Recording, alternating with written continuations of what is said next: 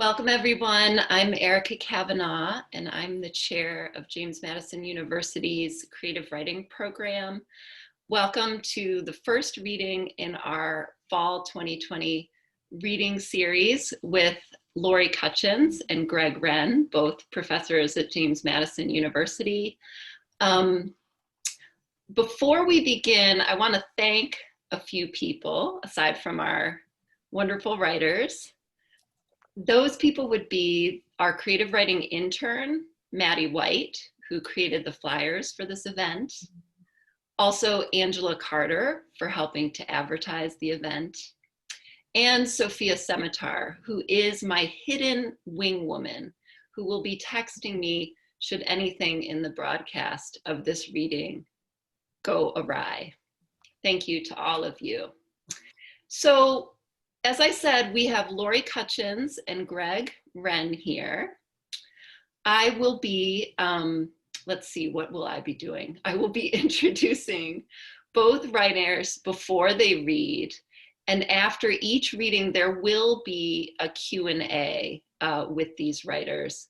But the thing is that the Q&A, for the most part, will really only be available to those who have registered via Zoom through the Q&A, I guess, option in your Zoom format.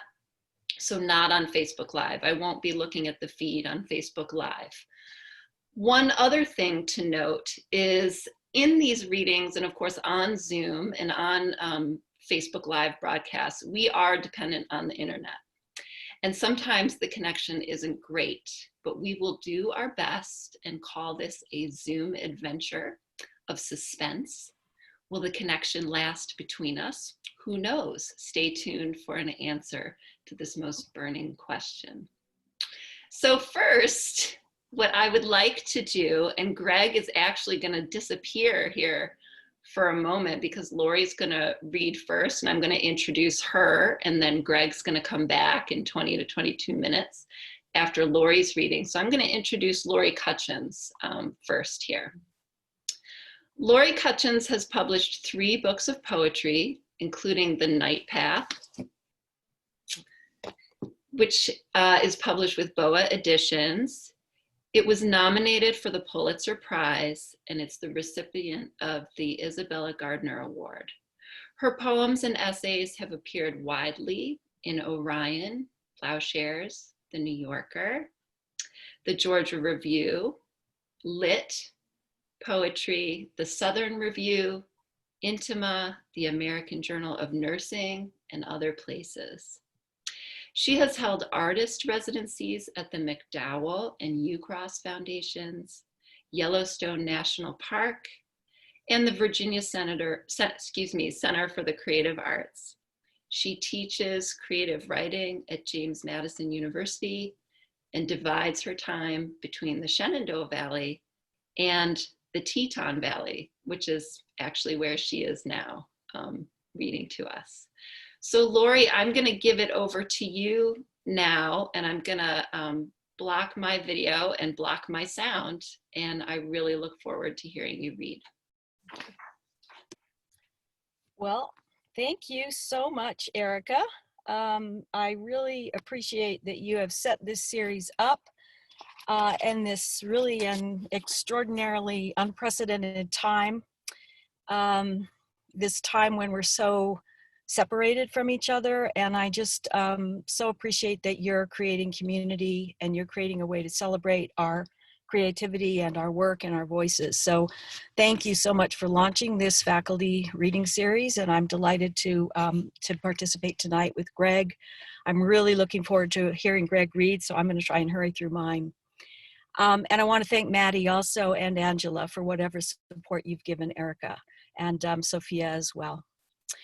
To the audience I cannot see, I just want to say welcome, and I'm going to feel you. It's really strange to be reading and not being able to see you and get your energy, but believe me, I will feel that. And if you're my community, I'm assuming some of you are my beloved friends, my beloved colleagues, beloved students. I'm just so glad you're here. Welcome, and I'm going to see you with my third eye in this reading. I'm going to start with a poem by Louise Gluck, who won the Nobel Prize or was received, didn't win it, but was given it last week. And I adore her book, The Wild Iris, and this is the last poem in that book. This is a book about a garden and a creator, and many of the flowers speak from poem to poem, and this is the last poem, and I think it's the white lily speaking, but sometimes it's a little hard to tell. There's a point at which the creator and the flowers and the oversoul all sort of merge in her work. So here's The White Lilies by Louise Gluck. As a man and a woman make a garden between them like a bed of stars, here they linger in the summer evening, and the evening turns cold with their terror. It could all end. It is capable of devastation.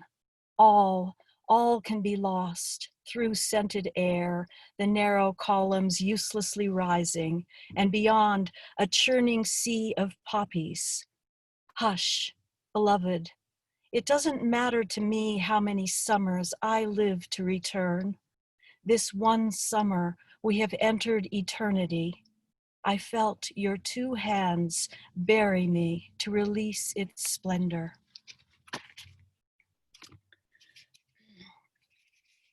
I'm marking several first times in this reading. This is the first time I've ever read with Greg, so that's a delight. This is the first time I've given a reading from a car. I'm literally in my car, which has been my office out west. We're in a cabin off the grid, and I have driven to town to suck up public Wi-Fi. So that's a first, reading from a car. It's a first time to give a reading to an audience I can't see. And I think I'm marking also that this is the first time that I'm going to read mostly, almost entirely unpublished, newish, still in process work. And with that in mind, I evoke Lucille Clifton, who is so tenacious and so brave. I've been feeling her spirit lately. And she has a very short poem called The Making of Poems. And Lucille says in it, the reason why I do it, though I fail and fail, is these failures are my job. So in the event, these poems and the prose vignette I'm going to share with you, they're probably wobbly and flawed, and my risk is offering them to you as they are.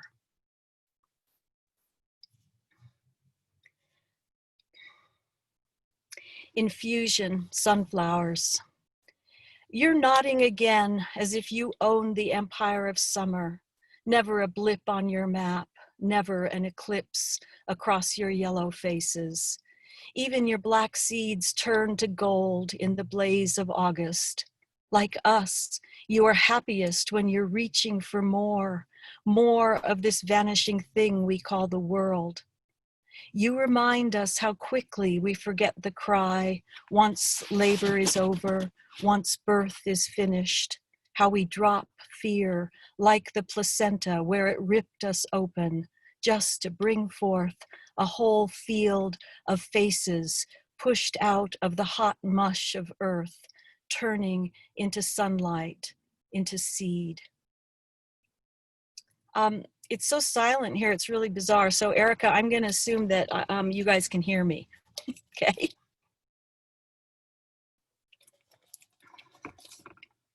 This poem is called Ode to Privacy. I had to Google you because I'm stunned you died, but I find no obit, no Facebook, no Instagram, no online funeral home journal where we can post our respects and make donations to some cause you loved. Privacy, you weren't old. You could have lived longer with your long hair hiding your ears, eyes, face. Fluent in several languages, including silence. You were swift to disappear. You fled from journalists, cameras, microphones, media who chased after you like hunters with hounds. Privacy. Without you, we've got GPS, but no map to ourselves. You slipped back like a frost-laced morning into the breath of October with all her falling. The pumpkin moon, the doe's death. You're another Persephone when winter edges into the ground, songs you sang to our bones. I sat behind you in a chapel once. I noted your vibrant carapace of space. Privacy, I wish I'd saved one of your long hairs that dropped from your head onto the pew to remember you. This next poem, I want to thank and give my gratitude and love out to a dear friend, Peggy Plass, and also a colleague in Justice Studies. Peggy was so willing to let me collaborate with her on her amazing study abroad program that examines anti-mafia reform in southern Italy and Sicily. And I hitched my travel writing course to her anti-mafia course. And we've done this twice in the past several years as a summer study abroad. And because of that, some poems kind of emerged from that travel through Italy. So this poem is called Ode to Vesuvius. When Vesuvio blew his top, people like you and me ran downhill carrying babies and parents, gold bowls, coins, bric-a-brac, thinking the sea was safer. The volcano exploding behind us. Ash and pumice started clotting a perfect holiday. The steady ground wobbled. The night filled with flame, dust, panic, magma. Vesuvio's brains spilled, his head rolled. Everything volcanic from within came out. Even the sea, as it shimmers with false calm beyond the wealthy summer homes of Herculaneum, suffocated. What did we do to make him so mad? People wondered, if fortunate enough to survive. Google science fact number 1. Vesuvius blasted 100,000 times the thermal energy of the Hiroshima-Nagasaki mushroom clouds. Google science fact number 2. Volcanologists say it's to happen again and again, and to hope the way the wind blows spares you and everyone else, every apartment and street you ever walk down, every person you've ever smiled at, spoken to, or hooked up with, in the many lifetimes since that placid August afternoon in 79 AD. A bottle of wine uncorked, a fleet of small leisure boats bobbing on the placid bay as the sea darkens with innards out.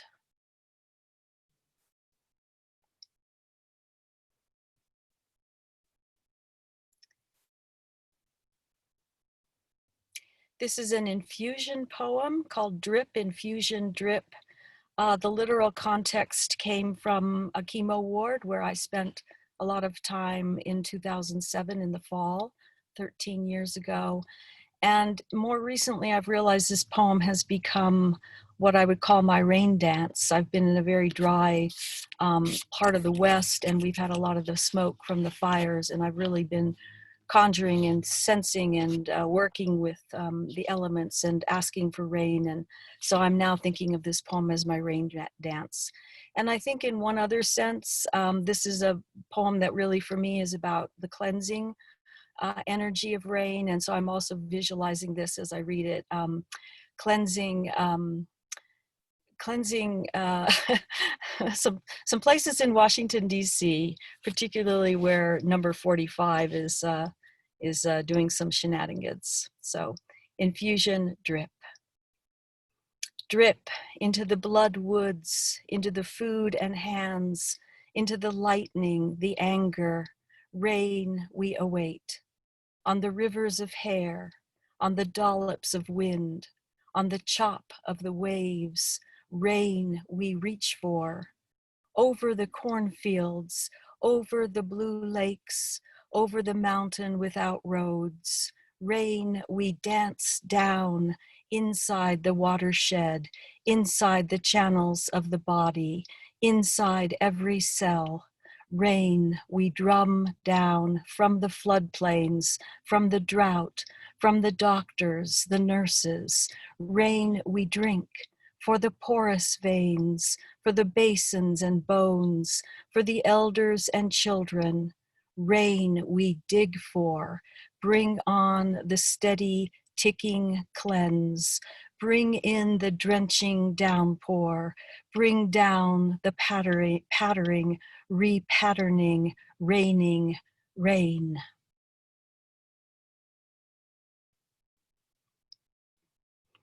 Bread ode. The dough rises whether we punch it or not. The yeast is meant for scent. The salt came first. The wheat is loving the oven.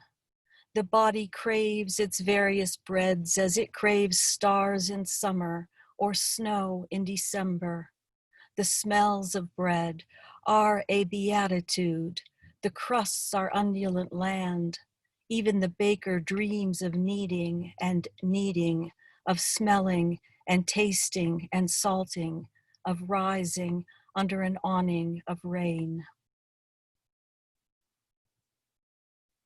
I'm going to make a personal turn here and I'll read a prose piece. It's a prose piece that comes out of my search and my research into a broken family lineage regarding my mother's childhood in Germany in the 1930s. And the more I lean into this material with her, and she is alive and she's very agile in mind, but not in body, and she's in her late 80s. So the more I lean into this material with her, I'm finding that what she doesn't remember, and there's an awful lot she doesn't remember, what she doesn't remember becomes just as fascinating to me as what she does remember.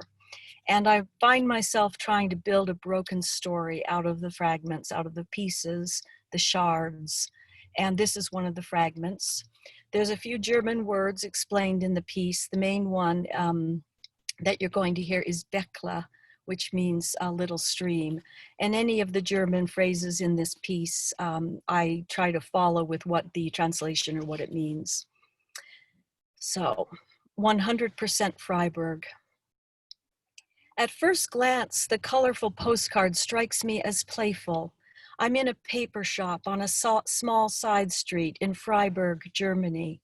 The postcard says 100% Freiburg. It shows 4 pairs of children's rubber boots in one of the little runnels the city is known for. These runnels are a system of shallow canals in the Altstadt, the old city. Inside them, excess runoff flows in a Germanic, ordered manner between the brick-laid streets and the cobblestone sidewalks. The runnels, called Beckle, little streams, are fed by the Black Forest rains. They channel into the Dreisam River that flows westerly through the city of Freiburg. The Dreisam River and the runnels of water called Beckle are among the few things my mother remembers from her childhood here in the 1930s. The exodus of water from this city matters to me. The Dreisam, meaning the very fast one, scurries into the Elz River and then quickly widens into the nearby Rhine, the river that makes the border between Germany and France. I'm thinking about this exodus as I hold the 100% Freiburg postcard in my hands. I'm aware of how I'm almost not in Germany. Switzerland is 20 miles to the south, and the undulant vineyards of the French Alsace lie less than 10 miles west across the Rhine. Borders so close, in fact, that the German Luftwaffe, the Air Force, bombed its own city one rainy night back in May of 1940. My mother's Oma Flora, her grandmother, survived that bombing. Nazi pilots mistook the twinkling lights of Freiburg for Dijon, a nearby French town. The Luftwaffe then tried to blame their bombing of Freiburg on the French. My mother had left the city months before that first bombing. I repeat, how water leaves a place matters. My mother could have floated down the Dreisam River to get out. She could have walked into Switzerland. She remembers water, but she doesn't remember how she left Germany. The channeled water in the postcard runs shallow.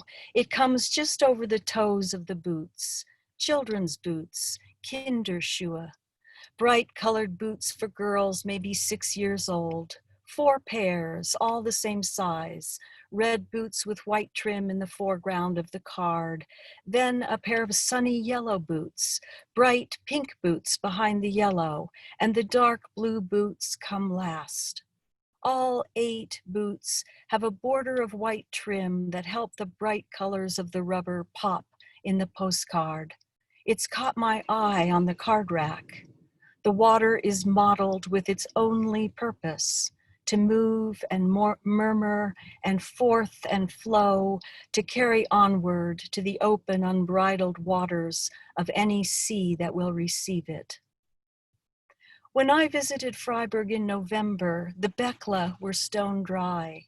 It had been a hot, dry summer, and the drysome river seemed tired. There was no excess flow for the small canal system amid the quaint city streets. The runnels struck me as pointless and hazardous, stone gullies to avoid twisting an ankle in as I walked through the old city and found my way to the archive building, where I found my mother's report card, among other lost items, in a file she had to fill out forms to have me open. The report card was from first grade, the last year she could legally attend public school in Germany. She doesn't remember attending school, and she doesn't remember how abruptly one day in second grade she could no longer go to school. When I return to Freiburg in May and find the shop with the postcards, every Bekla is pouring with spring runoff. One day I watch a small boy float his wooden sailboat in one of the troughs. Another day, I pass children splashing their bare feet in the water and shrieking in German at the cold pleasure of it. I buy 2 of the postcards with the children's rain boots in a runnel. My math is simple, but I ask too many questions. By virtue of one parent's childhood here, is 50% of me Freiburg? How simple this might be if I were unaware of a large shadow here, if there were no family ghosts, if memory and story were not so broken. In the shop, I also buy a card called Frauen, German women, only because on the back, I see the card is made by a woman with my mother's name, Inga. In the States, most pronounce or misspell her name. They call her Ingi, or Ingaloo, or Inga. When I was growing up, she had friends who sometimes teased her. It was meant to be endearing, the way some said dingy Ingy, but it's Inga, and it's pronounced with the ing sound soft as the endings of gerund verbs, verbs like running and fleeing and hiding and whispering and weeping, so that no one will hear you, most of all your own children who aren't yet born. Her name is of Germanic root, 100% German. There's no Inga in the Old Testament in the Torah. Inga is common in Germany, but is my mother German? She doesn't remember being German. She doesn't remember fleeing her city, her home, her language. She outgrew the clothes in her trunk before she arrived to another home. I see the blessing, that blessing walks beside the wound. The 4 pairs of children's boots on the card are bright and empty, empty, empty, empty. Who stepped out of their rain boots and left them in the Freiburg Bekla? To where did the children vanish? When I return from Freiburg, I give to Inga the Bekla card to see if it will help her all these years later to remember. She smiles but hands it back to me. She doesn't want to keep it. These vacant boots of memory are mine now. And I'm going to finish with a poem that comes from the same material. And that Bekle word is in this poem. And then the only other German word you might need to know is Mutti, which is mother or mommy or mama. So this poem came out of a dream earlier in the summer. And when I woke from the dream, all I had was my mother had said, bring me home some bittersweet. That's all she said. There was no narrative context. It was just her voice saying, bring me home some bittersweet. And I think the German material, the lineage work is working on my psyche. So the dream was taking me there. And then I wrote this poem, and it's called Infusion, a villanelle from a dream. It's a villanelle. Mother said, just bring me home some bittersweet. But being far from home, I had no idea where to find some. A woman said in German, it grows wild along the creek. But being far from home, I had no idea how to find a creek in her town of bell towers, cobblestones, Bekle, open markets. Mutti said, bring me home. I found a clock shop where, to atone, some man said history and time will keep their quiet beat. But being far from home, I said history and time are murky things grown in a hidden creek like orange bittersweet. Mutti said, bring me home one photo, one ring in a coat lining sewn, one feather bed, train, freight ship, or ounce of meat. But being far from home, Mother said, just bring me home. Thank you for listening. Thank you, Laurie. That was so beautiful. And thanks for giving us such a gorgeous range as well. Thank you so much. Greg, if you can come back on, I'm gonna introduce you. Hopefully you can come back on. There you are. Hi, Greg. Yes, you're unmuted. Hello. Wonderful. You can hear me okay? I can hear you beautifully. Oh, great. Okay, so I'm just going to jump in and introduce you, and then I'm going to disappear. Okay? Okay. Okay. So Greg Wrenn is the author of Centaur, which won the Brittingham Prize in Poetry, which the poet Terence Hayes selected. His poems and essays have been published in the New Republic, the Georgia Review, Kenyon Review, and elsewhere. He is currently working on Row, a memoir about using the ocean to heal from childhood trauma, and Origin, his second poetry collection. And I will now disappear and give you the floor. Thank you, Greg. Thank you so much, Erica. Thank you for organizing this event. And thanks to Angela and Rose for any help they may have provided for this reading. And it's a thrill to read with Laurie. What an incredible offering of poetry and nonfiction you gave us, Laurie. So thank you so much. I want to read from my memoir in progress. This portion of it was published earlier this year, and it deals with, just like Erica said, using the ocean to heal from childhood trauma. And you'll kind of get the sense, you'll get a sense of what I'm up to here. Yeah, using the ocean to heal, which comes from an Old English word which means to make whole. Okay. And I'm a scuba diver. I've been a scuba diver and snorkeler for 25 years. And so that's the context you need to understand. Okay.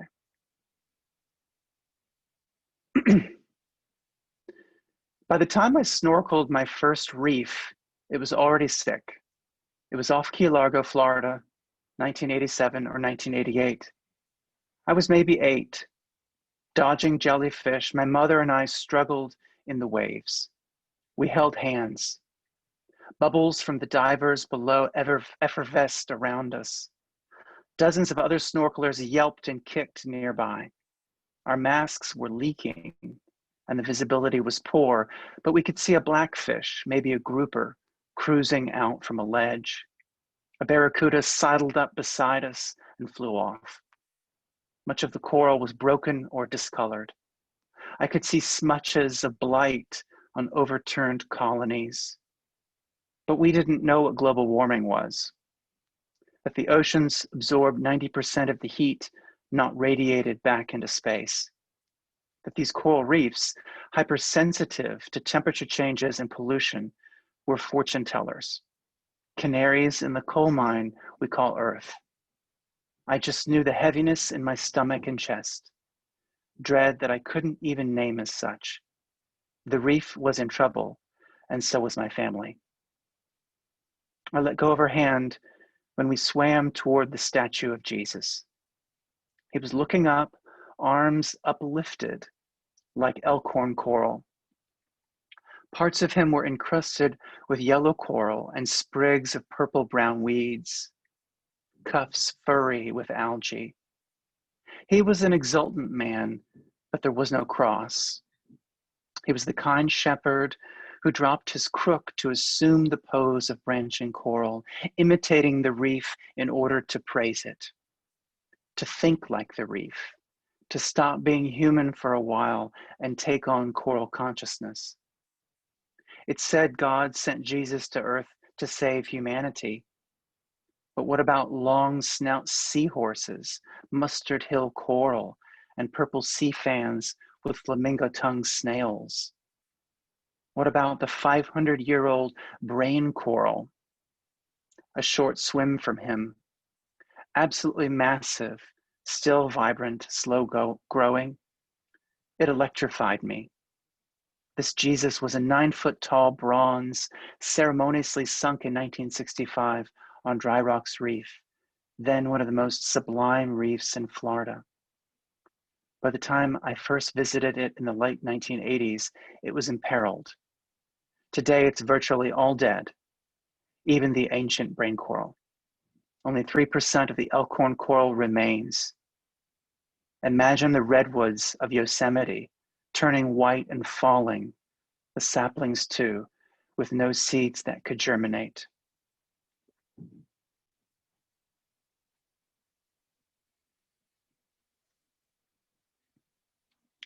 What I didn't know at 8 or 17 was that feeling exultation like the Jesus statue could help me feel less like a mistake. It hacks into my brain to recover my fundamental dignity and gladness, even if it seemed to everyone in my life I already had them. I proved to myself, to every synapse, that I'm not a filthy sodomite in need of an overlord's forced baptisms. I climb every rung of my DNA and ask for help. Thymines and adenines, unfasten, reshuffle, change your dance, reconfigure the spiral puzzle. My soul is spick and span as eggs incubating in a male jawfish's mouth, immaculate as the Orion nebula's gas and dust, a nursery for baby stars. Cytosines and guanines, revise yourselves and tell me I'm worthy of love. Tell me I'm loved, that we are love itself. Maybe my darkness can't be vaporized once and for all, but I talk back to it, expose it patiently to the sunrise red glow of a ringed pipefish's paddle tail. The darkness has wanted to bring a gun to my chest, as it had for my great-grandfather. He won a Purple Heart for remaining on the battlefield without a gas mask to save wounded soldiers in World War I. Suffering from lung damage and presumably PTSD, early in the Great Depression, he shot himself with his army revolver in the Philadelphia row house where his daughter, my grandmother, still lived. The darkness has also wanted to tie a noose around my neck, as it had for Brian, a man I loved. He did it in Kauai, facing the same ocean as Raja Ampat's, which is the place I go in Indonesia. I thought these coral reefs, before they perished, might save my life. And I should just say, those reefs called Raja Ampat, those reefs are unlike the ones in the Florida Keys. They're extremely pristine and protected. And so I go there, try to go there at least once a year. So I thought these coral reefs, the coral reefs of Raja Ampat, before they perished, might save my life and help me to be useful to others. Whether CO2 levels are at 280 or 2,800 parts per million, whether the planet is on fire or locked in ice, whether you and I are climate refugees in Canada or kings and queens safe on a Martian colony, a true curiosity about other beings can be awakened. Compassion, it's been said, is a verb. It quivers in response to suffering.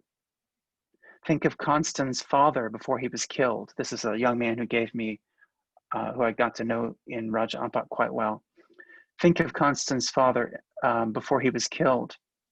For years, he risked his life as an environmental activist, confronting foreign fishermen dynamiting Raja Ampat's reefs for an easy catch. I'm an activist, Leo liked to say, so my grandchildren can have fish. And he ended up sacrificing his life protecting his people's forests, which are essential for healthy reefs. Compassion takes direct action. Mine is my writing, of living to tell the story of these reefs and other threatened beautiful places that could heal others. As Charlie Varon, the world's expert on coral, says to an adoring young scientist in the documentary Chasing Coral, you won't like yourself when you're an old man if you don't work to save the reefs. You're going to like yourself much more if you can say, well, I sure tried to turn that around. Don't let anything stop you.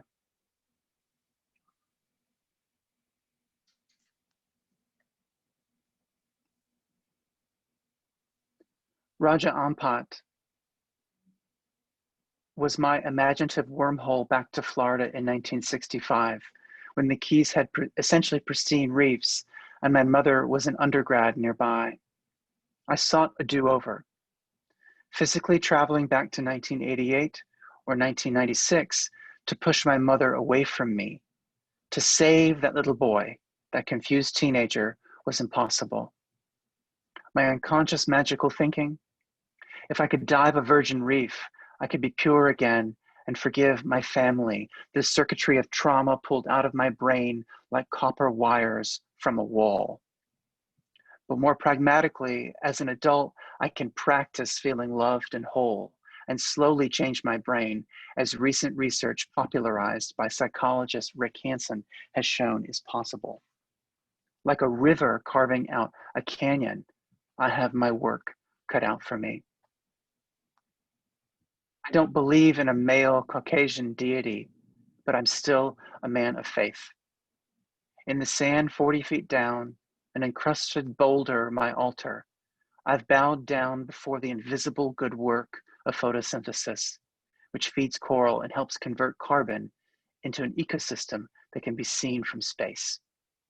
I glorify the creator, artisan of consciousness, orb weaver of fractal code, joy of joys, I'll never understand. For this fortress of coral, I sing you queer praises. God, when the waters are rising fast, when they're acidic and hot, will you save us?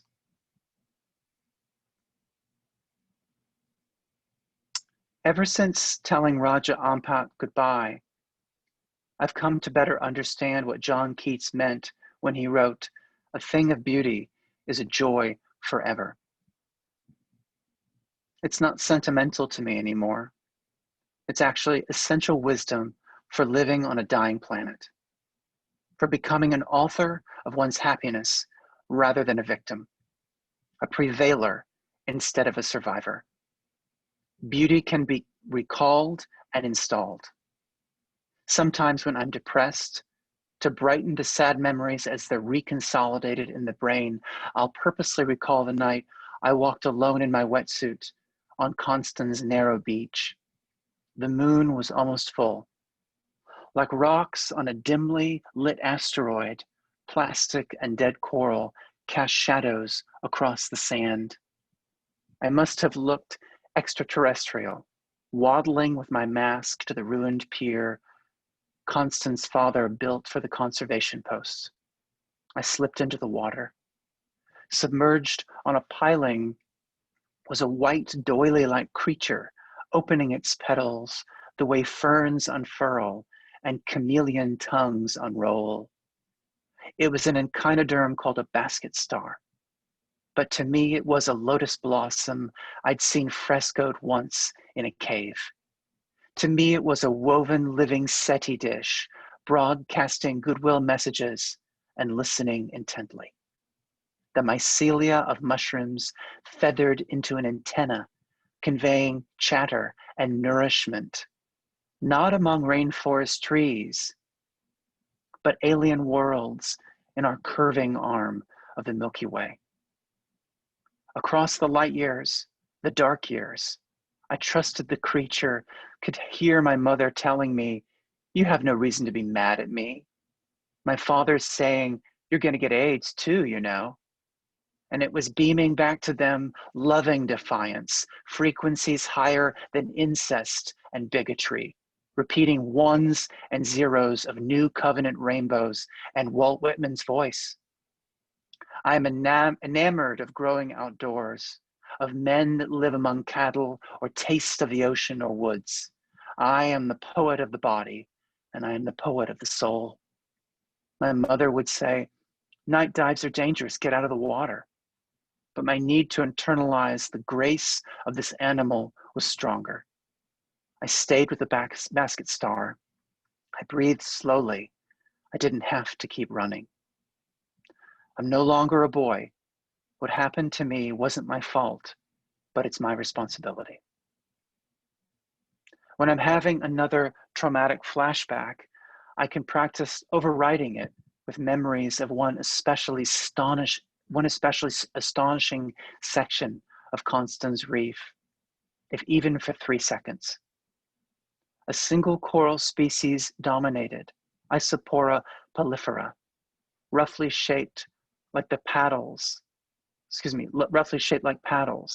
somewhere in size between the wooden spoon my mother would hit me with and the paddle Constance gave me. They didn't scare me. They make me think of the bajillion daffodils mesmerizing Dorothy Wordsworth and her brother William along Glencoyne Bay in the Lake District. We saw that there was a long belt of them along the shore, she would later write of the flowers. I never saw daffodils so beautiful. I visualized the paddles of coral propagating inside a much deeper version of my childhood bathtub where my mother abused me. The pickle and pear green and pale red colonies accreting and thriving along the ceramic-coated steel, sheltering squirrelfish and diadem dottybacks, a sleeping turtle, sweepers and galactic starling flocks, brain coral the color of real brains just after the skull has been lifted away. I float above it all, swimming by myself, whole and complete, panic gone, despair gone, gently down the stream. The water of that cove-sized tub is stunningly clear. In the imagination, no one is going to hurt that child again. He's safe, in his skin, not dissociating, not waiting for anyone to degrade him. In the imagination, the reef is safe. There it can never bleach and die. Beauty thrives forever in the mind's eye, where no species is endangered, and safety can be conjured as if from a spell.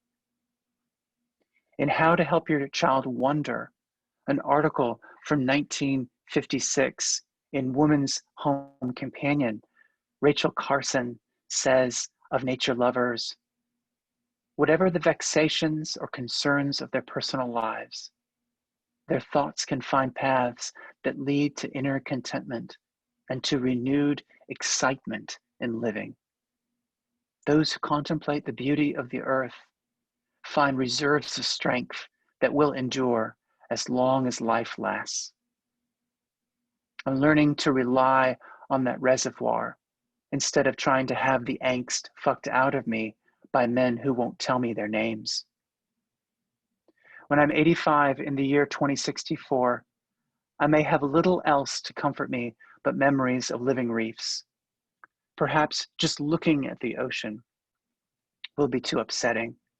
It might even be dangerous to step outside. I don't know, but I'll tell you, I'll remember the black manta.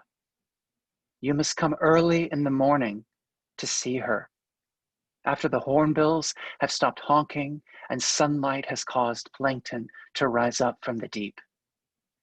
She was jet black with a few white patches, her mouth open to strain the water for food, her gills undulating. She was much bigger than I was.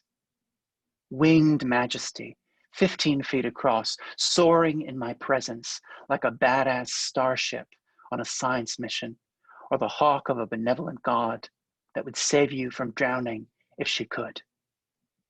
On her back was a furry, bulbous scar it hurt to look at. In the strong current, I stretched out my arms, trying to fly into it just like she was. Then she swam up. Her wingtip touched my fingertip. Then she veered away, down to the bottom of the channel.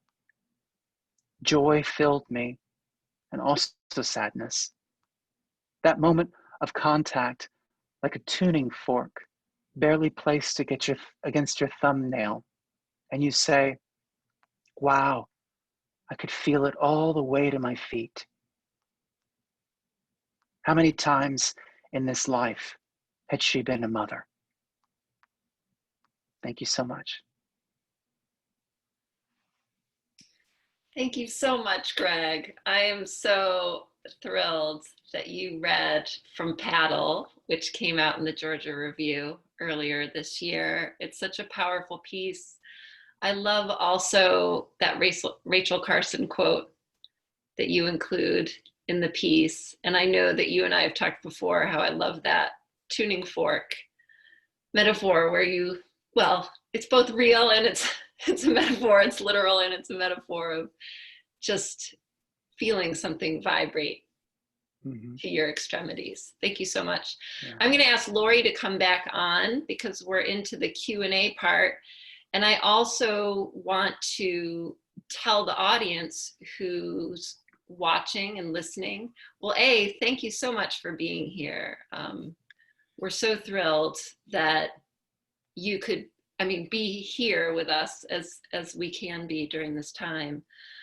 And I also want to say that I have received a couple of questions in the Q&A section. I don't know what you can see on your screen, but I can see a couple of questions there. I also want to let the audience know that I can see some of your comments in the chat. So I'm going to go ahead and pose some questions that have been posed. And please, for those of you who do have questions, just feel free to keep posting those. Laurie, you've actually received 2 questions about your poem Privacy. One is from Rob Alexander and one is from Sophia Scimitar, my very own wing woman. Thanks again, Sophia. I think I will go with Rob's and then follow up with some of Sophia's questions. So Rob asked, I'd love to hear more about Ode to Privacy. What inspired the need to mourn the death of privacy? And was this recent or something from moments in the past? Wow. Okay. Am I unmuted? Okay. You are. We can hear you. Well, I'll confess something about the development of that poem. There's a poet who I really, really admire her work, and I won't say her name out of respecting her privacy. She died, and I didn't know she died, and I learned of it about a year later, and I was really stunned and sad. So I did that very thing. I looked for her. I looked for the obit. I looked for any details about her death. There was nothing, nothing, nothing. And of course, she wasn't old. I mean, she's my generation. I'm not old. Um, and I was like, well, how did she die? You know, we always wonder that. So I went searching for her and found nothing. And I was trying to write the poem about her. And I realized at some point that I needed to really honor her privacy. She was a very private person. And so I shifted it. There was like a sort of pop that happened, which was really a blessing for the poem, because it really wasn't working when it was a poem about her, but it worked when I could personify privacy. So Rob, I don't know if that answers your question fully or not, but I found myself really discovering what I needed to say. And I do feel that. I feel the, you know, social media is a, you know, kind of a, I struggle with it. You can't live with it and you can't live without it. At least that's me. And I see how it's done. I think how it's eroding so many things in our students. I see that, and it makes me sad. And Greg's work is so beautiful, the way he talks about wonder and about deep seeing in both senses of the word, and presence, just absolute presence. And I even marvel that I'm saying this right now, and I can't look anybody in the eye except for I'm looking at you, Erica. But the sense of, you know, how, yeah, we need media more than ever, but at the same time, I think that we're stripped of certain things, including privacy. And privacy is that thing that allows us to really have an intimate relationship with ourselves, and that's where intimacy starts. We have to have an intimate relationship with self in order to bring intimacy into the world with others, with nature, with people, with dogs, with everything. So if we lose that, I have some real concerns about that. So there's some background on the poem. Thank you, Laurie. I'm going to just do a follow-up question, since Sophia also posed a question about privacy. And I'm going to pose it to both of you because I know both of you do try to protect your private thinking space, which is what Sophia's asking about. And so she asks, how do you maintain your own private thinking space? And I'll actually pose that to Greg first, since Laurie, you just spoke, and then I'll pass it to you, and then we'll move on to the next question. So Greg? It's a really good question. Well, I don't keep Facebook on my phone. I don't keep Instagram on my phone. I don't look at them. I have actually a blocker on my computer that I use to keep those, you know, to keep that temptation at bay. And that includes news as well, because yeah, it's along the lines of what Laurie was saying. It can be very hard to have an intimate relationship with yourself, which is necessary to be an artist. It's hard to have that if one is constantly being bombarded with news about the Kardashians and the new asteroid that might hit the Earth and some other antic that 45 is up to. So I think it's essential to have a door that you can shut and to somehow close off the water hose of data, the fire hose of data that we're subjecting ourselves to because we're addicted to it. Thank you, Greg.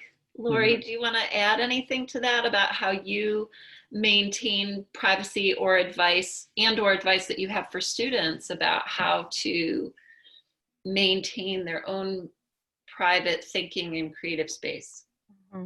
Well, the thing that pops to my mind around my students, and this goes back to last year where I taught the environmental imagination class for the first time and did it my way. I know that Greg has taught it his way and Paul Bogard had taught it his way. And it was really good for me to step into that class and figure out how I needed to teach it. And a lot of it was about paying attention and getting them to, we did a lot of exercises in class that sent them out of the classroom. And I insisted that they go out empty-handed, not even with a pencil or a notebook, and certainly not with their phones. And I would kind of hold the space in the classroom just to make sure that nobody came into the room, or I'd lock the door or whatever. But just them going out for 10 minutes as part of class. And there was one where we did a tree meditation, and they had to go find a tree and really just be with that tree. And they first looked at me like I was crazy. And I kind of thought, well, maybe I am crazy. But they came back in and something had shifted. They had unplugged. They had completely done what I needed them to do. And once that started, it kept kind of accruing. So that's what I would say about in terms of students. For myself, I'm of a generation, I was like, we lugged typewriters around, big, heavy, hefty typewriters. So I've watched a, huge amount of change. And I think I had implicit within me the grounding already, the deep grounding, and then growing up in Wyoming where, nature was, all around me. So I think I'm blessed with that. But I am concerned about the younger generations and how we can keep helping them to stay really grounded and present without the media there. Thank you, Laurie, for your thoughtful response. This next question comes from Lauren Elaine. She writes, and it's for both of you. She writes, "You're both incredibly open and authentic in your writing. And I want to know how you craft vulnerability into your work. Talk about some of the ways that you think about and handle vulnerability." And I'll let you decide who wants to answer first. Well, I'll jump in and just say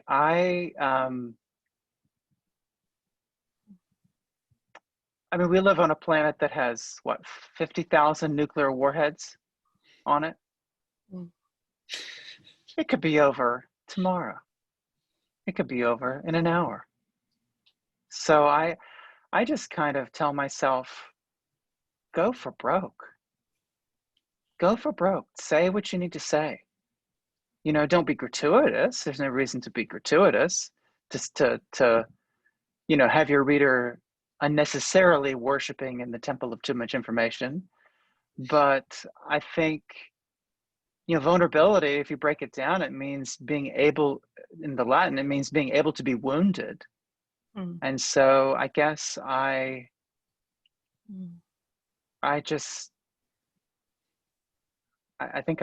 somehow, by kind of performing that thought experiment of what if the world was over tomorrow, I think that somehow helps my armoring, my carapace, my self-protective measures.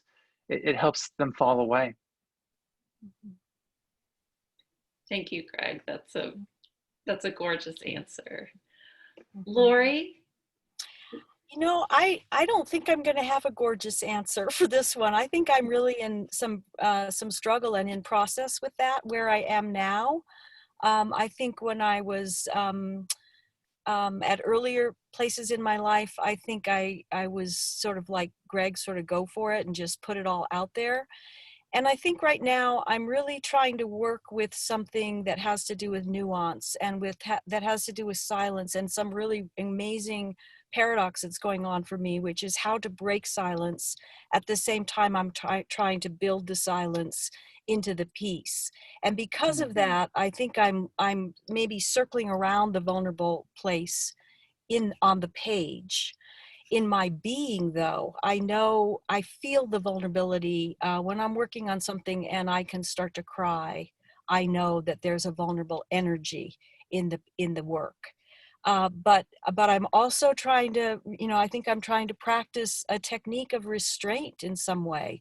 And this comes back to some of the Germany work. There's so much silence, and there has always been this silence in my family. And how can I break the silence at the same time I'm trying to actually write about the silence? And I'm opening it up in some odd way. So I'm really struggling with this right now, in terms of the artistry or the work. Thank you for that too, Laurie, because certainly acknowledging the silences and respecting those for the work that they were doing at the time and that they're doing now is a part of the story of what you're doing too. So I appreciate that as well. We have reached our time. It's 8:01, I'm seeing here on my own computer. I know I didn't get to all of the questions. I do have them recorded in Zoom here. So if you would like me to pass any questions on to Laurie and Greg after this reading closes, please let me know. I want to thank you again for attending tonight. As I said, this is the first reading of our fall series. We will have another one on November 12th, which will feature myself and my colleague Marco Wilkinson. And then for the last reading of the semester, we will have Lauren Elaine and Sophia Scimitar on December 10th. Thank you so much again for attending. And I think I can speak for all of us that we wish you good health and a good night. Thank you. Thank you so much. Yeah.